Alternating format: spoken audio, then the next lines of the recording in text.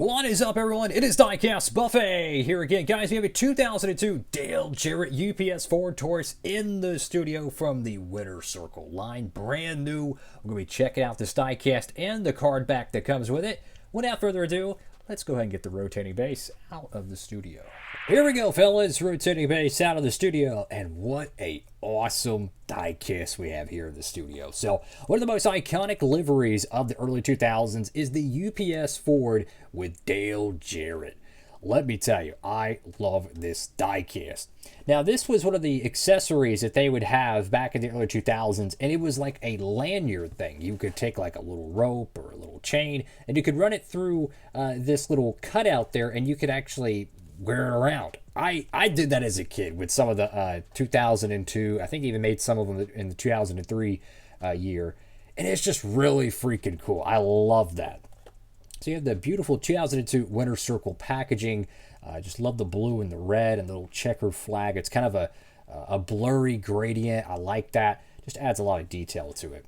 So this one does have some damage to it. You can see some like a crease mark, some scratches, and then this right here is probably the most noticeable one, the pit pass preview. That's got some damage. For the back panel of it, you got a little bit of a corner that's bent.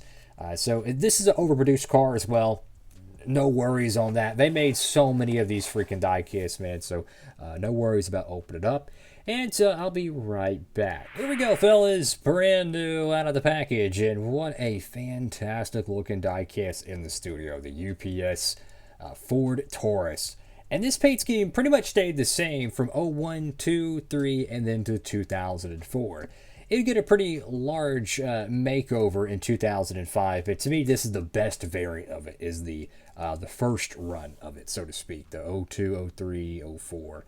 And they did change, subtle things around the car. Most noticeably, the hood logo, I think, would change halfway in 2003 to the UPS logo that we know pretty much nowadays, especially in the David Reagan era.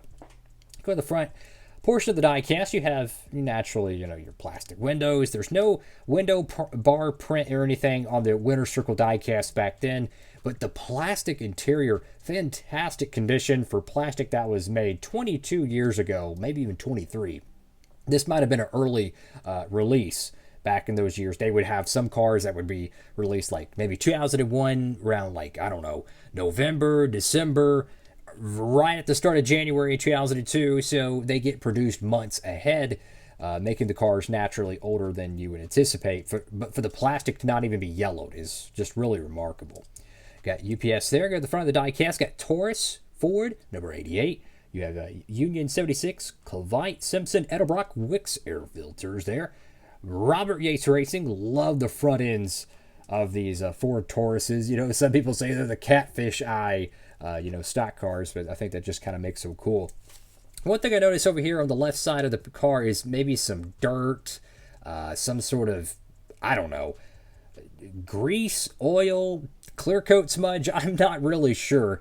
So this is probably why this car was not bought. I've noticed this on diecasts that I've gotten the last few years that were sealed in the packaging, right? They're made 15, 20 years ago.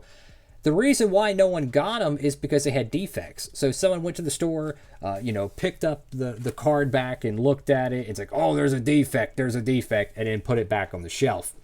And then naturally it sits there. It's maybe 1 to 2 years, after its original stocking. And then someone just says, screw it, I'm going to buy it. And then it goes to a collector's hand. If the car was already there on the pegs at the store for maybe 2 years, they're probably not going to open up the car because there's no reason to. There's no reason to if you're a young fan, because it's no longer relevant as much. And then it just kind of sits there, and naturally some other jabroni like me opens it up. I'm kidding. It's got Ford credit right there. Fleetwood RV, UPS, Coca-Cola, UPS, Ford Racing. Get your Dale Jarrett signature. Number 88 right there. A little bit of a paint or decal oopsie-doo around the little NACA duct there. Got your contingencies on the side panel of the car, about 1,000 of them, because why not? Goodyear. Go to the back end of the diecast, and just something so cool about the UPS Dale Jarrett era. I mean, it was just so cool. People forget how good Dale Jarrett was of a driver, man. His final win was '05, but he didn't win a race in '04 except for the Bud Shootout, but he did win Rockingham in 2003. Texas in 2002, I think he won.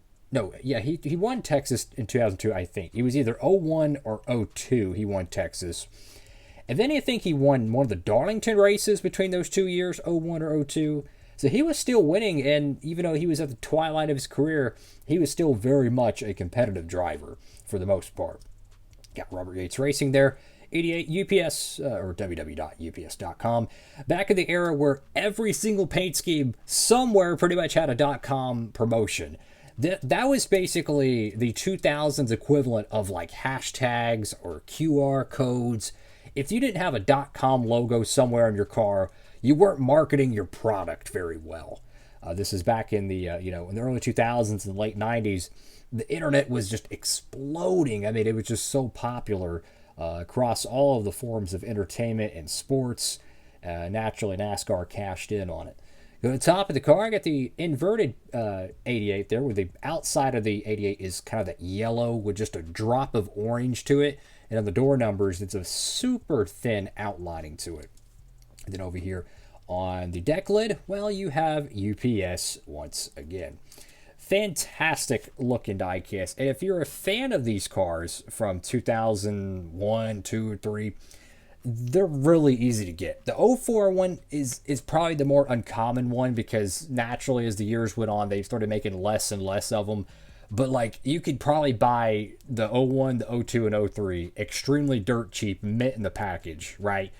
Plenty of them out there. That's why when I do these diecast reviews on older diecasts, I make sure they're not underproduced, right?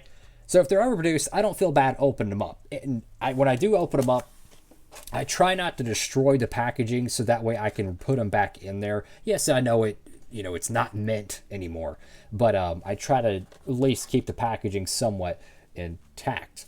So I want to take a closer look at this, and this was one of the coolest ideas they ever did back in those years, is these little lanyard, little pit pass type things. As a kid, I loved these things. I thought they were so cool. You take a little rope and then you can make a necklace out of it. It's just so cool.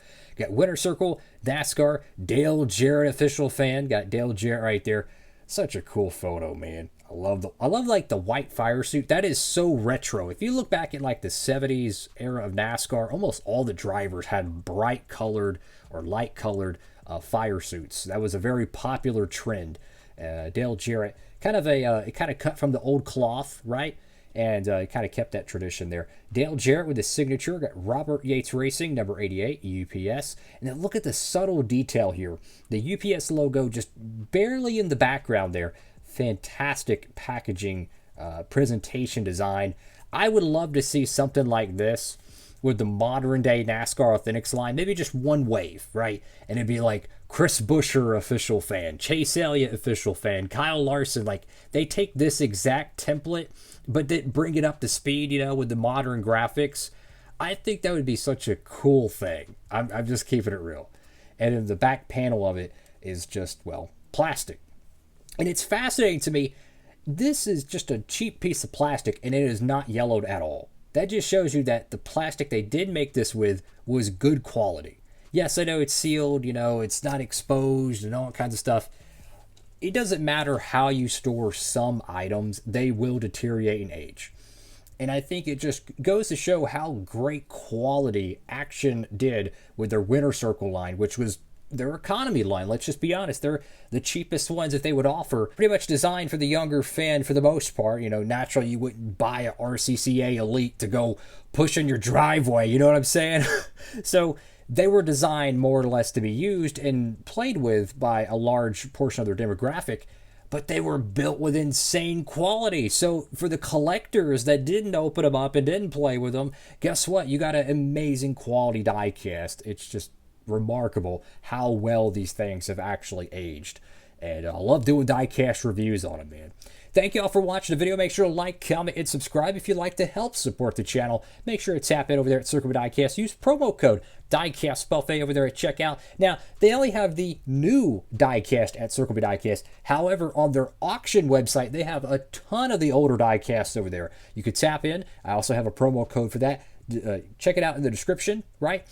And they have a ton of great auctions on 124s, even some 164s. So if you're into maybe the 2000s, early 2010s, and you're looking for really good deals, tap in. I've seen 124s that probably should have been over 50 or 60, maybe $80 were for only like $15. So check it out, tap in. They have a ton of auctions every week. Follow their social media page on Instagram. They update it every week. They tell you what they're going to have, kind of like a preview, if you will. Make sure to check it out. You might find some amazing deals over there. That's all for now. Make sure to like, comment, and subscribe. Thank you for watching. God bless. Diecast Buffet, signing off.